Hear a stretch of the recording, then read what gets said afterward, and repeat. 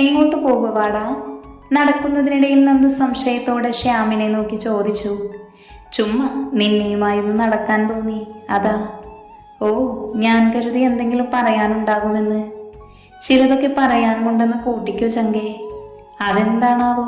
നീ അന്ന് പറയാൻ വന്ന കാര്യമാണോടാ? ഏയ്, അതൊന്നുമല്ല. അതൊക്കെ ഞാൻ നിന്നോട് പിന്നെ പറയാം. പിന്നെന്താണ് ചങ്കേ? എന്തായാലും ധൈര്യമായി പറഞ്ഞു. നന്ദൂസ്, നിനക്ക് എന്നോട് എന്തോരം ഇഷ്ടമുണ്ടാകും. അതിപ്പോൾ ഞാൻ എങ്ങനെ പറയാനാ? ആ ഒരു ഉറുമ്പിൻ്റെ അത്രയും കാണും ചിലപ്പോൾ. നന്ദു, ശ്യാം കുറച്ച് ദേഷ്യത്തോട് അവളെ വിളിച്ചു. സീരിയസ് ആയ ഒരു കാര്യം ചോദിച്ചതിന് സീരിയസ് ആയി തന്നെ മറുപടി നൽകണം. അത് നിനക്കറിയില്ല ഇതുവരെ? അയ്യോ, അറിയില്ല. സമയം കിട്ടുമ്പോൾ നീ വന്ന് പഠിപ്പിച്ച് തന്നാ മതി, നന്ദു ഒരു പുച്ഛത്തോടെ പറഞ്ഞു. നിന്റെ കുറുമ്പ് കുറച്ച് കൂടുന്നുണ്ട്. ശ്യാം അവളുടെ തലയിൽ പതിയെ കൊട്ടി. നിന്നെ ഞാൻ. നന്ദു ആയാസപ്പെട്ട് അവൻ്റെ തലയിൽ കൊട്ടാൻ തുടങ്ങി. പെട്ടെന്നാണ് ശ്യാമിൻ്റെ ഫോൺ റിങ് ചെയ്തത്. തലയിൽ തടവി പതിയെ നന്ദുവിനടുത്തുനിന്ന് മാറി നിന്നുകൊണ്ട് അവൻ ഫോൺ അറ്റൻഡ് ചെയ്തു. ഹലോ കാർത്തി, പറയടാ. പൊന്ന മോനെ, എന്തോലക്കമ്മേലെ പണിയാണ് കാണിച്ചിട്ടാ നീ പോയത്? അവളുടെ കയ്യിൽ നിന്ന് ഊരിപ്പോരാനേ ഞാൻ പെട്ടപാട് നിനക്കറിയില്ല.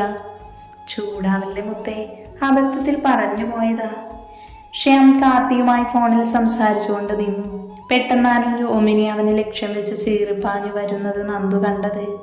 ശ്യാം, അവളെ വിളിച്ചുകൊണ്ട് അവൻ്റെ അടുത്തേക്ക് ഓടി. പക്ഷേ ഫോണിൽ സംസാരിച്ചുകൊണ്ടിരുന്ന ശ്യാം അതൊന്നും തന്നെ കേട്ടിരുന്നില്ല. അവൾ ആയാസപ്പെട്ട് അവനെ തള്ളി മാറ്റി. പക്ഷെ ഒരു നിമിഷത്തെ അശ്രദ്ധയെ വണ്ടി ഇടിച്ചവൾ വായുവിൽ ഉയർന്നു പൊങ്ങി. ശക്തിയോടെ അവൾ നിലംപതിച്ചു. വണ്ടി നിർത്താതെ പോയി കഴിഞ്ഞിരുന്നു. നടന്നതെന്ന് മനസ്സിലാവാതെ ശ്യാം വീഴ്ചയിൽ നിന്നും എഴുന്നേറ്റ് നന്ദുവിൻ്റെ അടുത്തേക്ക് ഓടി. അവൾക്ക് ചുറ്റും ആളുകൾ കൂടി വന്നു. ശക്തിയായി ഒഴുകിക്കൊണ്ടിരുന്ന രക്തത്താൽ അവളുടെ കാഴ്ച പതിയെ മങ്ങപ്പെട്ടു. നിലവിളിയോട് കൂടിയുള്ള ശ്യാമിൻ്റെ ദൃശ്യത്താൽ അവൾ ബോധരഹിതയായി. ഡാ, എന്തിനിപ്പാ നീ ഇരിക്കുന്നത്? ഈ ഡ്രസ്സെങ്കിലും ഒന്ന് മാറാൻ നോക്കടാ ശ്യാം. ഐസുവിൻ്റെ മുൻപിൽ കരഞ്ഞു തളർന്നിരിക്കുന്ന ശ്യാമിൻ്റെ തോളിൽ തട്ടിക്കൊണ്ട് കാർത്തി പറഞ്ഞു.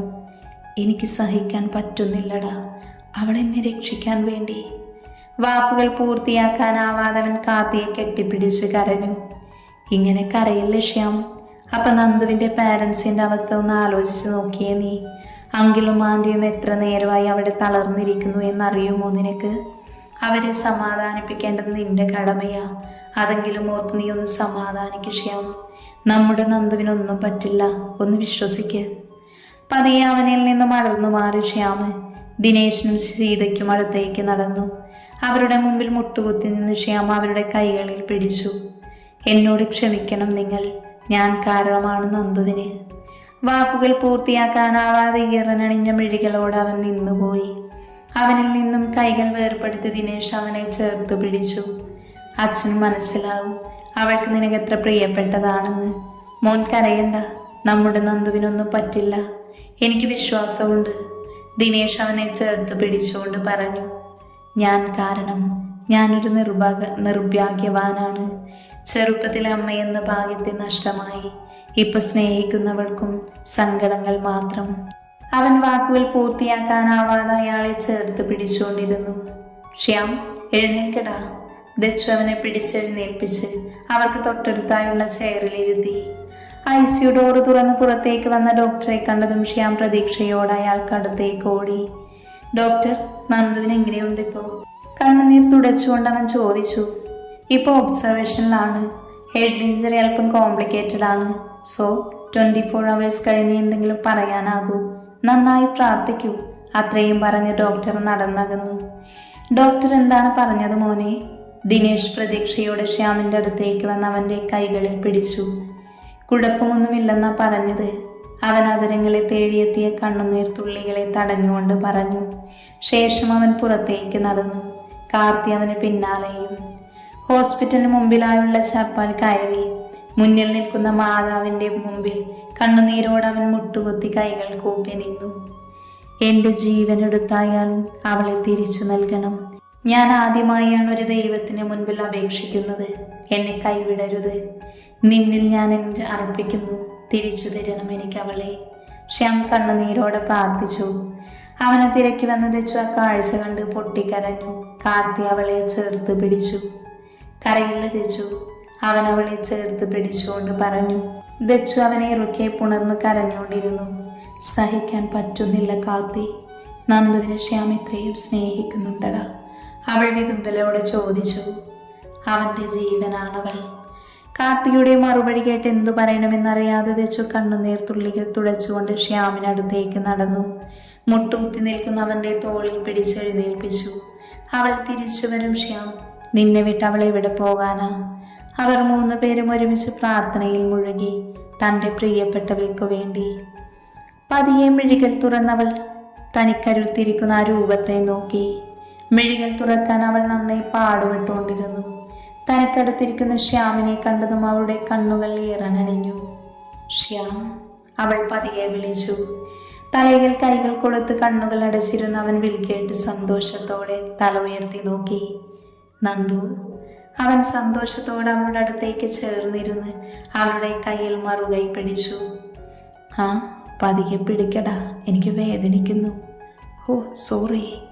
അവൻ പതിയെ അവളുടെ കൈകളിൽ നിന്നും കൈയഴിച്ച് അവളെ തന്നെ കണ്ണിമ വെട്ടാതെ നോക്കിയിരുന്നു. അവൻ്റെ മുഖം കരഞ്ഞു വീർത്തിരിക്കുന്നത് കണ്ട് നന്ദു അവനെ തന്നെ സൂക്ഷിച്ചു നോക്കി. നീ പേടിച്ചു പോയോ ശ്യാം? എൻ്റെ ജീവൻ പോയടി. ശ്യാമിൻ്റെ കണ്ണിൽ നിന്നും കണ്ണുനീർ തുള്ളികൾ അവനെ തേടിയെത്തി. കരയരുത്, നീ കരഞ്ഞാതെ എനിക്ക് സഹിക്കാൻ പറ്റില്ല. അവൻ്റെ കൈകളിൽ തന്നെ കൈ ചേർത്തുകൊണ്ട് നന്ദു പറഞ്ഞു. അച്ഛൻ, അമ്മ, അവരൊക്കെ എന്തി? അവരെല്ലാവരും പുറത്തുണ്ട് നന്ദു. നിന്നെ കാണാതിരിക്കാൻ പറ്റുന്നില്ല, അതുകൊണ്ട് ഡോക്ടറിൻ്റെ സ്പെഷ്യൽ പെർമിഷൻ വാങ്ങി കയറിയതാ.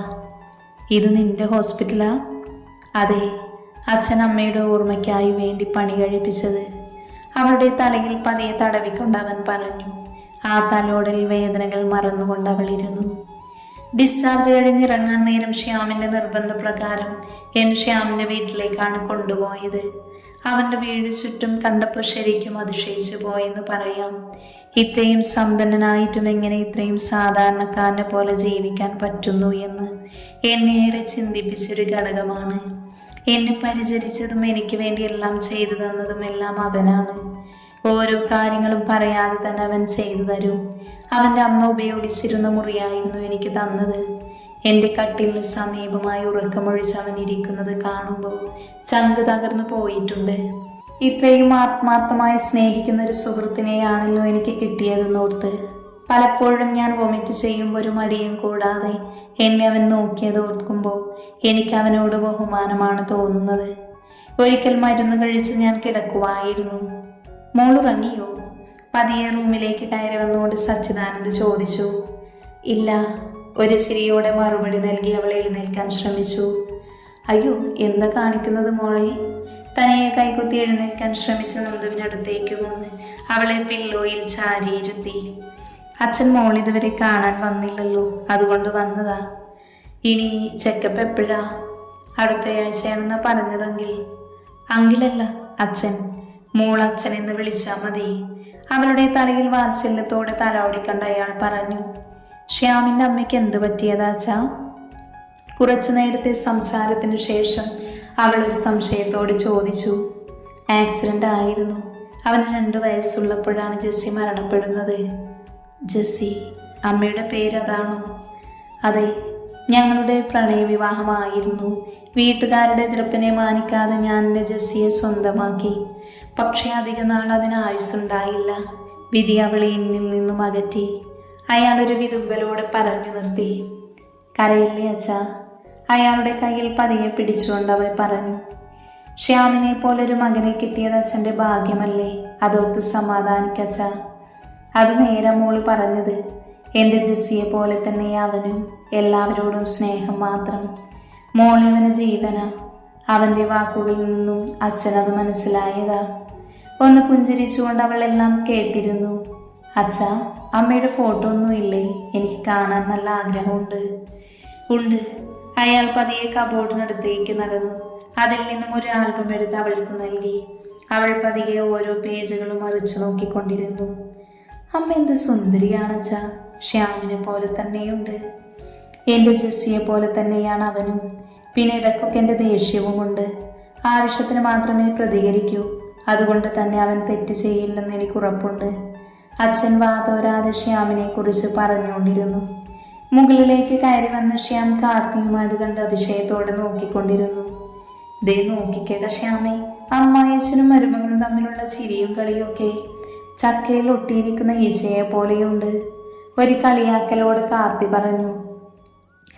എന്ത് നല്ല ഉപമ. ഏതായാലും അവൾ ഇവിടെ തന്നെ വരുന്നവളാണല്ലോ, അത് കുറച്ച് നേരത്തെ ആയെന്ന് വിചാരിച്ചാൽ മതി. നന്ദുവിന് ഒറ്റയ്ക്ക് നിന്ന് മതിയായെങ്കിൽ നമുക്ക് ദച്ചുവിനെ കൂടി കമ്പനിക്ക് വിളിച്ചാലോ ശ്യാം? എങ്ങനെ? ഒന്നുകൂടെ പറഞ്ഞ മോന്. ഇന്നലെയും കൂടെ വന്നിട്ട് പോയതല്ലേ, പിന്നെ നിന്റെ പ്രേതമാണോടാ? അല്ല, അവളിവിടെ ഒറ്റയ്ക്കല്ലേ, അതാ ഒരു കമ്പനിക്ക് ദച്ചുവിനെ കൂടി വിളിക്കാന്ന് പറഞ്ഞത്. ഒരു കൊഞ്ചലോടെ കാർത്തി പറഞ്ഞു നിർത്തി. എന്തിനാ അവളെ മാത്രമാക്കുന്നത്? അവളുടെ ചേട്ടനെ കൂടി വിളിക്കാം. എന്താ അത് പോരെ? പോടും പിശാശേ, വെറുതെ അല്ല നിനക്ക് ഇവിടെ തന്നെ കിട്ടിയത്. നിങ്ങളെന്താ അവിടെ തന്നെ നിന്നത്? സച്ചിദാനന്ദ ഒരു സംശയത്തോടെ അവരെ നോക്കി ചോദിച്ചു. ഏയ്, സ്വർഗത്തിലെ കട്ടുറുമ്പാകണ്ടെന്ന് കരുതി. ശ്യാം നന്ദുവിനടുത്ത് വന്നിരുന്നൊരു കണ്ണിറുക്കി കാണിച്ചുകൊണ്ട് പറഞ്ഞു. മോനെ, നമുക്ക് മോളെ ഇവിടെ തന്നെ സ്ഥിരമായി നിർത്തിയാലോ? എനിക്കും ആഗ്രഹമുണ്ട് അച്ഛാ, ബട്ട് ഇപ്പോൾ തന്നെ എൻ്റെ സങ്കടം കണ്ട ആൻറ്റിയും അങ്കിളും 1 മാസം ഇവിടെ നിർത്താൻ സമ്മതിച്ചത്. ഇനി അത് പറ്റില്ലല്ലോ. അവൾക്ക് ഇവിടെ നിന്ന് പോകാൻ ടൈമായി വരുന്നു. പതിയെ അവളുടെ മിഴികളിൽ നോക്കി അവൻ നിന്നു. അവൻ്റെ കണ്ണുകളിൽ തിളങ്ങുന്ന വികാരം എന്തെന്നറിയാതെ അവളും അവനെ തന്നെ നോക്കി നിന്നു. 3rd ഇയർ ക്ലാസ്സിൻ്റെ ആരംഭത്തിൽ തന്നെ ശ്യാം ചെയർമാൻ പട്ടം അലങ്കരിച്ചു. അതുകൊണ്ട് തന്നെ കൂടുതൽ സമയവും അവൻ പല തിരക്കുകളിലായിരുന്നു. എല്ലാ ദിവസവും കാണാൻ പറ്റുമെങ്കിലും ഞങ്ങളുടെ സൗഹൃദത്തിൻ്റെതായ ലോകം ചുരുങ്ങിയെന്ന് തന്നെ പറയണം. അപ്പോഴാണ് കോളേജിൽ ടൂർ തീരുമാനിച്ചത്. സാധാരണ ഓരോ ഡിപ്പാർട്ട്മെൻറ്റ് വൈസ് പോകുന്ന ട്രിപ്പാണ്. ശ്യാമിൻ്റെ നിർബന്ധത്തിന് വഴങ്ങി സോഷ്യോളജിയും എക്കണോമിക്സും ഒരുമിച്ചാണ് പോയത്. മറ്റെങ്ങോട്ടുമല്ല, നമ്മുടെ സ്വന്തം വയനാട്ടിലോട്ട്. ലോങ് ട്രാവലിംഗ് എനിക്ക് വോമിറ്റിംഗ് ടെൻഡൻസി കൂടുതലായ കാരണം അവനും എൻ്റെ ഒപ്പം തന്നെ ഇരുന്നു. എന്തിനേറെ പറയുന്ന ദച്ചുവിനെ പോലും തൊട്ടടുത്തിരുത്തിയില്ല. അതിന് പിന്നിൽ വലിയ രഹസ്യവുമുണ്ട്. അങ്ങനെ ഞാനും ശ്യാമും ഒരു സീറ്റിൽ, തൊട്ടപ്പുറത്ത് സീറ്റിൽ ദച്ചുവും കാർത്തിയും. ശരിക്കും പറഞ്ഞ അവനുമൊത്തുള്ള അവസാന നാളുകളാണെന്നറിയാതെ ഞങ്ങൾ മതിമറന്നുല്ലസിച്ചൊരു യാത്രയായിരുന്നു. ബസ്സിലെ സ്ത്രീയോയിൽ നിന്നും ഉയർന്ന ഗാനങ്ങൾക്ക് ഞങ്ങൾ ചുവടുകൾ വെച്ചു. അവനെ നിർബന്ധിച്ച് വലിച്ച് ഡാൻസ് കളിപ്പിച്ചു. അങ്ങനെ ഞങ്ങളുടെ അവസാന സ്പോട്ടായ കുറുവ ദ്വീപിലെത്തി. ശരിക്കും പറഞ്ഞൊരു സ്വർഗതുല്യമായ കാഴ്ചയായിരുന്നു. ചെങ്ങാടത്തിലാണ് അങ്ങോട്ട് പോയത്. കുറെ പാറക്കെട്ടുകളും അതിൽ നിന്ന് ആർത്തുല്ലസിച്ചു വരുന്ന വെള്ളച്ചാട്ടവും ശരിക്കും കണ്ണിനും മനസ്സിനും കുളിർമ തരുന്ന കാഴ്ചകളായിരുന്നു. വെള്ളം കണ്ട ഞങ്ങൾ ജലപിശാചുകളാണ്. നേരെ പോയി വെള്ളത്തിലോട്ട് ചാടി അങ്ങോട്ടും ഇങ്ങോട്ടും നീന്തി കളിച്ചു. എടാ ശ്യാമേ, നോക്കിയടേ, നന്ദുനെ കണ്ട വെള്ളത്തിൽ തലപൊക്കി കിടക്കുന്ന എരുമയെ പോലെയുണ്ട്. അവരെ നോക്കി കരയിൽ നിന്നിരുന്ന ശ്യാമിൻ്റെ തോളിൽ തട്ടിക്കൊണ്ട് കാർത്തി ഒരു ചിരിയോടെ പറഞ്ഞു. ഓഹോ, നിനക്ക് അങ്ങനെ തോന്നിയോ? എന്നാൽ നിനക്ക് ഞാൻ വേറൊരു കാഴ്ച കാണിച്ചു തരാം. നീ ഒന്ന് അങ്ങോട്ട് നോക്കിയേ. ശ്യാം വിരൽ ചൂണ്ടിയ ഭാഗത്തേക്ക് കാർത്തി നോക്കി. ആ കാഴ്ച കണ്ട് കാർത്തി തൻ്റെ കണ്ണുകളെ വിശ്വസിക്കാനാവാതെ ഒന്നുകൂടെ കണ്ണമർത്തി തിരുമ്മി സൂക്ഷിച്ചു നോക്കി. എടാ, അത് നമ്മുടെ ദച്ചുവല്ലേ? അവളെന്താ ഈ കോലത്തിൽ? ആ, ചില കുട്ടികളിലകിയ ഇങ്ങനെ ഇരിക്കും. ശ്യാം ഒരു കളിയാലെ പറഞ്ഞു. നന്ദു നീന്തുന്ന ഭാഗത്ത് വരുമ്പത്തേക്ക് നടന്നു. എടി നന്ദു, മതി നീന്തിയത്, കയറി പോരാൻ നോക്ക്. ശ്യാം അല്പം ഗൗരവത്തോടെ പറഞ്ഞു. കുറച്ചുകൂടെ നീന്തിയിട്ട് കയറിക്കോളാം, അവൾ നീന്തുന്നതിനിടയിൽ വിളിച്ചു പറഞ്ഞു. ആ ബോർഡ് വെച്ച ഭാഗത്തേക്ക് നീന്തണ്ട. അപ്പോഴാണ് അവൾ ആ ബോർഡ് ശ്രദ്ധിക്കുന്നത്. മുദ്രയുണ്ട്, സൂക്ഷിക്കുക. എൻ്റെ ശിവനെ, ആ ബോർഡ് കണ്ടപ്പോൾ കയ്യും കാലം കുഴയുന്ന പോലെ തോന്നി. പിന്നെ എങ്ങനെയോ പതിയെ നീന്താൻ ശ്രമിച്ചു. അപ്പോഴാണ് കാലിൽ എന്തോ ഉടക്കിയ പോലെ തോന്നിയത്. പിന്നെ വെള്ളത്തിലിട്ട് അടിക്കാൻ തുടങ്ങി. അവസാനം വെള്ളത്തിൽ മുങ്ങാൻ കുഴി വരെ ഇട്ടു. അത് കണ്ട് ശ്യാം വെള്ളത്തിലേക്ക് എടുത്തു ചാടി എങ്ങനെയോ നീന്തി കരക്കളിപ്പിച്ചു. നിന്നോട് ഞാൻ പറഞ്ഞതല്ലേ കയറി പോരാൻ? ശ്യാം ദേഷ്യത്തോടെ അവളെ നോക്കി ചോദിച്ചു. അത് ഞാൻ അറിയാതെ. നിൽക്കുന്ന നിൽപ്പ് കണ്ടില്ലേ? ഒന്ന് വെച്ചങ്ങ് തന്നാലുണ്ടല്ലോ. അതിന് ഞാൻ ചത്തൊന്നും പോയില്ലല്ലോ, പിന്നെന്തിനെങ്ങനെ ചൂടാവുന്നത്? നീ ഇപ്പം എന്താ പറഞ്ഞത്? നിനക്കെന്താ ചെവി കേൾക്കില്ലേ? ഇത്രയും കിടന്ന് ചൂടാകാൻ ഞാൻ ചത്തുപോയിട്ടില്ലെന്ന് അവൾ ഉറക്കെ പറഞ്ഞു.